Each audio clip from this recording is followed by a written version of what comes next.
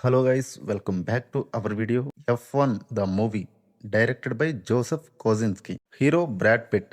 F1 అంటే formula 1. ఈ cinema మొత్తం ఫార్ములా 1 అనే రేసింగ్ చుట్టూ తిరుగుతూ ఉంటుంది.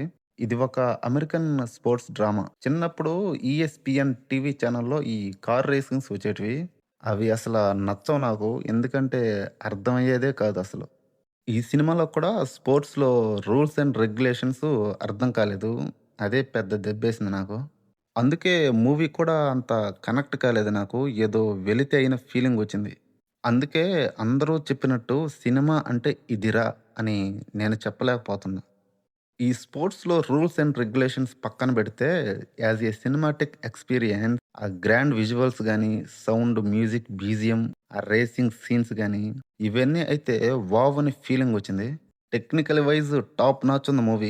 ఆస్కార్ అవార్డ్ కూడా ఇచ్చేస్తారేమో మరి. ఇందులో స్పోర్ట్స్ డ్రామా మాత్రమే కాకుండా hero Brad pit emotional journey, character attitude ఇవన్నీ సూపర్ అనిపించింది.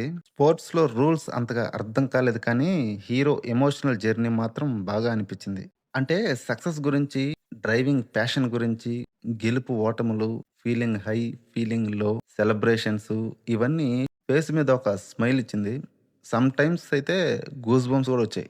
డైరెక్టర్ జోసెఫ్ కోజిన్స్‌కి ఫార్ములా 1 రేసింగ్ వరల్డ్‌లోకి తీసుకెళ్ళాడు. విజువల్స్, సౌండ్స్, ఆ కార్స్, రోడ్స్ అద్భుతంగా ఉంటాయి. మ్యూజిక్ అయితే హైలైట్ ఉంటది. మ్యూజిక్ జీనియస్ హ్యాన్స్ జిమ్మర్ తన మ్యూజిక్‌తో రేసింగ్ స్పీడ్ పెంచేస్తాడు. సమ్ టైమ్స్ మ్యూజిక్‌కి మ్యాచ్ అయ్యే సీన్స్ పడలేదనే ఫీలింగ్ వచ్చింది నాకైతే.